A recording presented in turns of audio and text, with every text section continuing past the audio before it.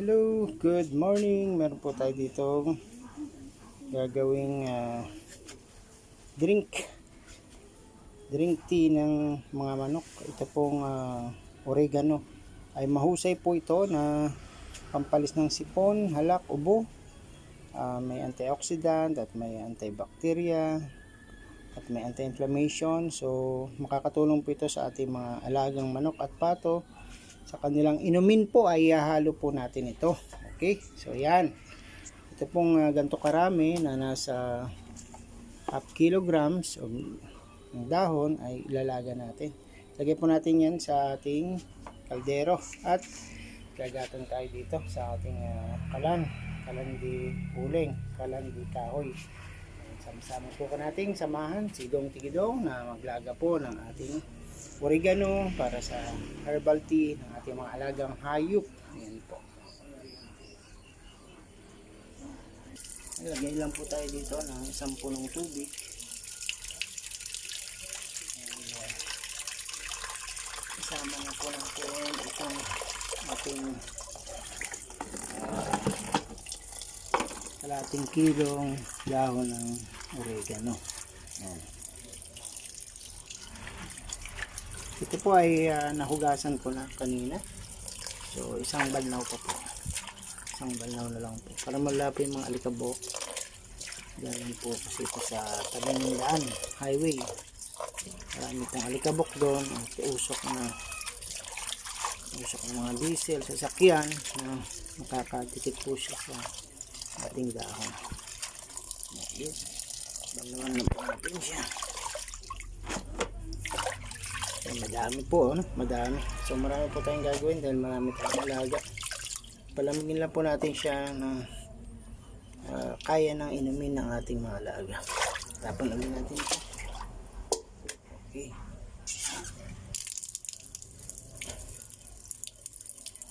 Punin natin yan and lagyan natin ito ang ating mga dahon. Pwede rin po ito sa tao, sa bata, sa mga may sipon, may ubo na bata. Dahil meron po itong properties na anti-cough.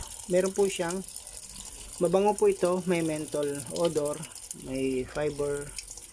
Yung menthol po, yun po yung lumalaban ng phlegm at ng lagnat. Pag-relief po siya ng lagnat.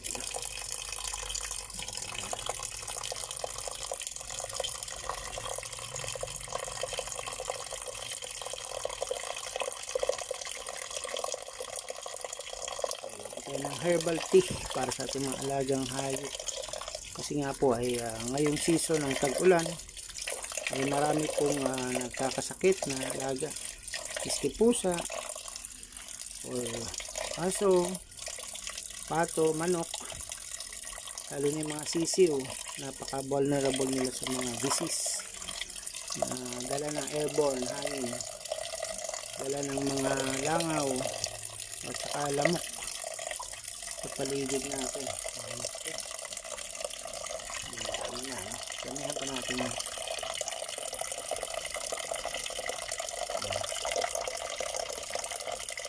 Tapos habang tayo maglaman ng tubig na magkakay na po tayo. Gagato naman tayo. Gagato naman tayo.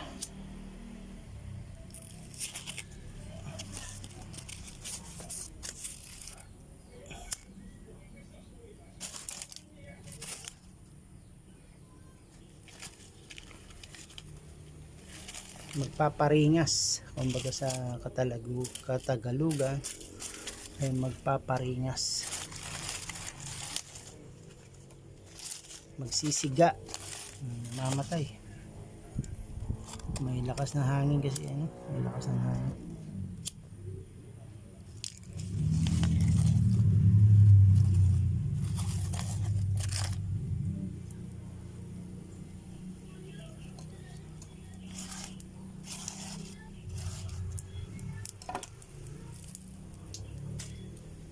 Suportahan muna natin siya ng mga dahon. Mas madaling maglagablab ang dahon kaysa sa kahoy. Bigyan na natin siya ng kahoy. apoy. Papel.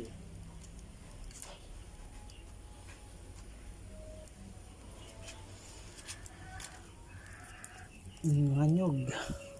Baon ng nyog. Maganda rin pong maggatong ang baon ng nyog.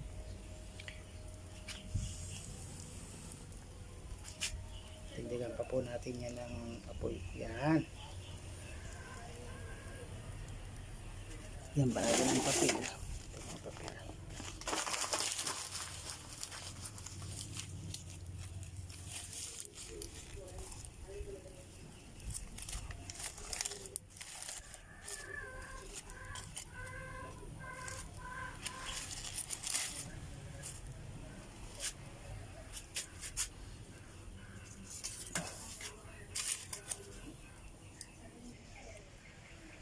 Salang po natin itong sabaw at oregano. Sali pa siyang apoy.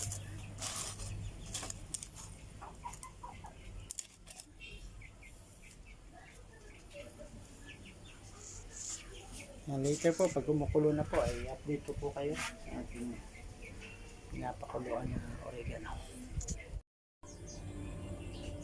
Namatay po yung apoy. Ay iniwan lang natin sandali, namatay na. Lagyan naman natin ng bunot sa papel. Lagyan natin siya sa papel. Namatay po yung apoy kasi hindi natin kung kumulo na po. Naku, malayo pa. Dito kumulo. Hindi natin nabantayan mabuti.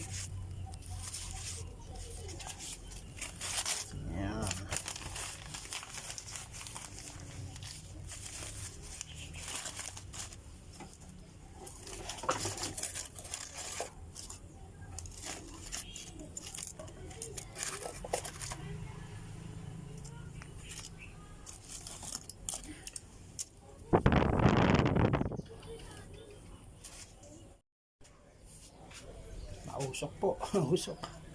Mausok siya. Mainit lang yung ano. Pero hindi pa siya kumukulo. Pakalin natin siya ng gusto. Tapos ito painom natin sa ating mga alaga.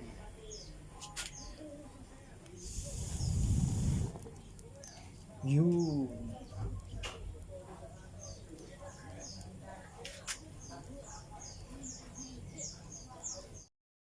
Ito na po yung ating nilaga. Malamig na po siya. Pwede yung inumin. Pwede nyo po siyang i-reheat pag gusto nyo pong uminom. Kagaya po nito. Ano po tayo?